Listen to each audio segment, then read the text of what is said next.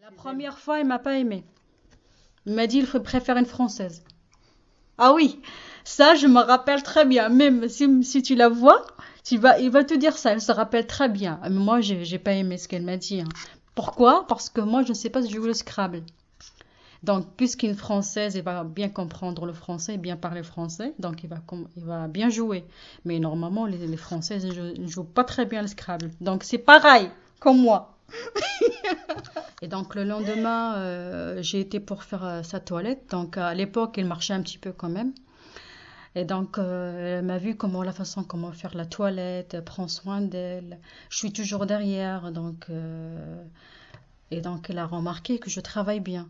Et donc depuis ce jour-là, elle m'a dit, je préfère Fatima. J'aime bien cette dame, il mérite qu'on travaille chez elle. Parce qu'elle est handicapée, elle a une maladie neurologique, une maladie rare. C'est vrai, on parle mal maintenant. Pire que moi. Mais quand même, je sais pas. Même la façon comme il parle, même si par exemple avec ses mains, je peux la comprendre. Avec ses mains, même dans ses yeux. Dès la première fois quand je rentre chez elle, quand je vois ses yeux, je vois si elle est triste ou heureuse. T'arrives à voir tout ça? Oui, avec Marivonne.